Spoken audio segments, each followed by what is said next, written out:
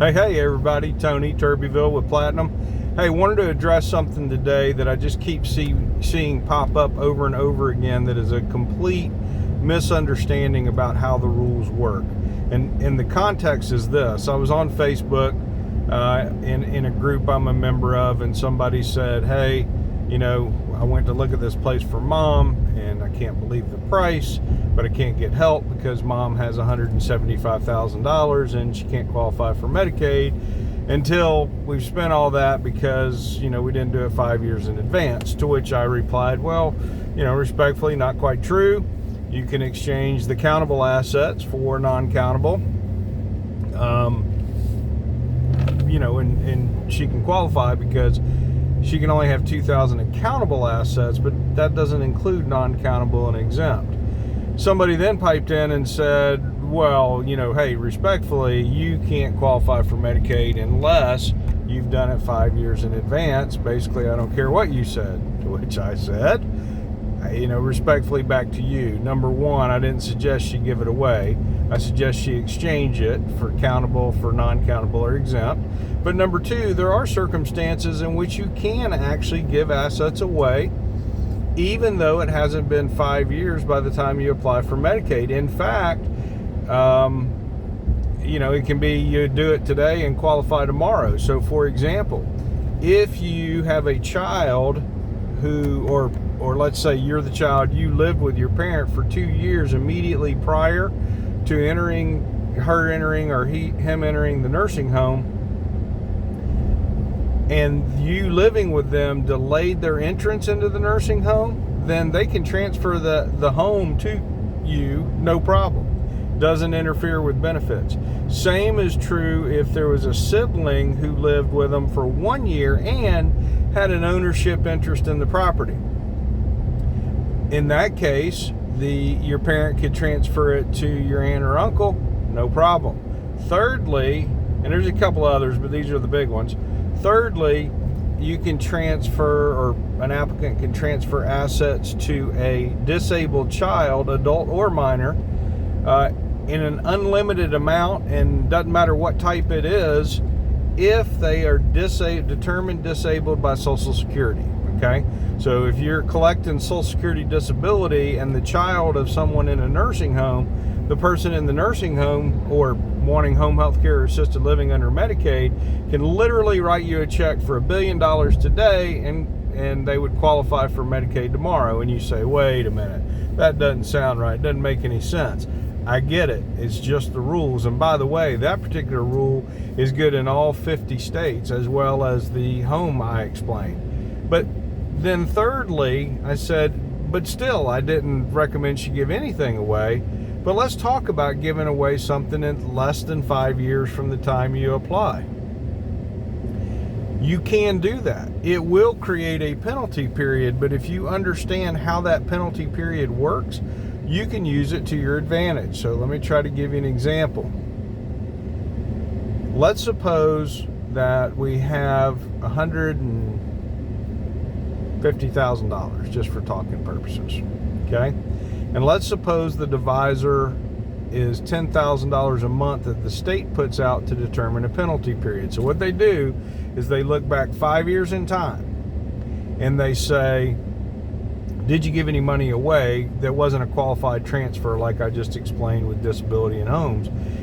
And if we say, yeah, we gave away 150 grand and just wrote a check, they're going to say, all right, well, we have to determine what the penalty period is for that gift. And they divide it by that state's divisor, which is supposedly the average cost of a nursing home in the state at that time, or time of the gift.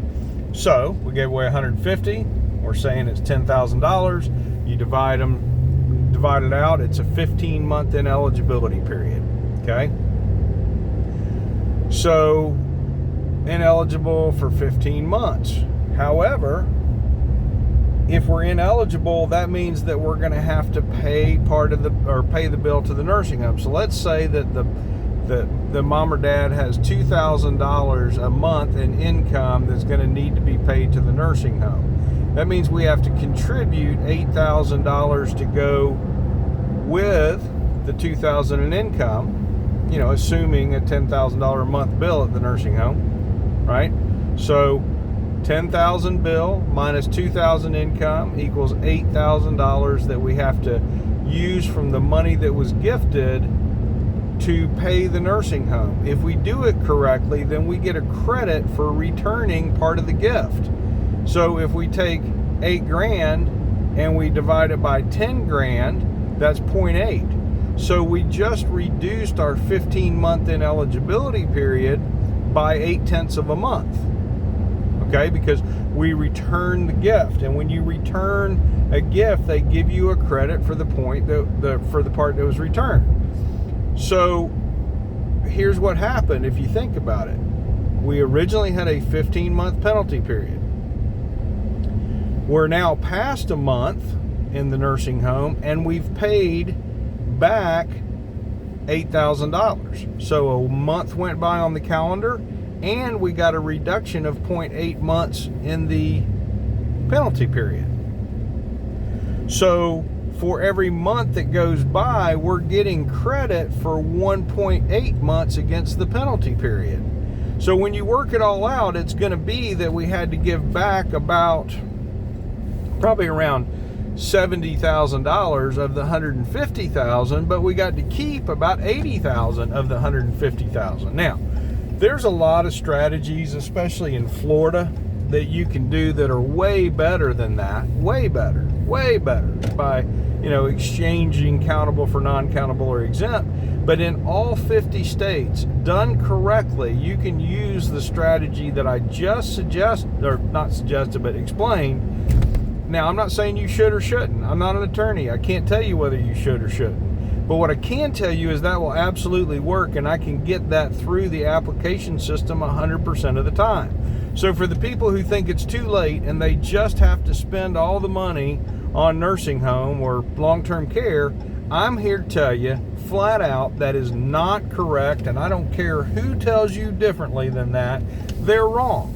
There is always a way to save some, if not all, of the money, just depending on your state and the circumstance. But in Florida, where most people who are watching this video are, I'm telling you, there's so many ways to save money that you can save 100% of the money, less any cost for professional fees to get it done. Hey, I hope this helps dispel the idea that you can't give away money within 5 years and qualify for Medicaid. You absolutely can, and you can normally save between 53 and 65% of the money, depending on the cost of the nursing home, the divisor, and the income of the person in the facility or receiving the care. So when you hear you got to do it 5 years ahead of time, that is a partial truth. It is not the whole story, and there are plenty of options to protect money, even at the last minute. All right, hope this was helpful. If I can do anything for you, just give me a ring. Thanks.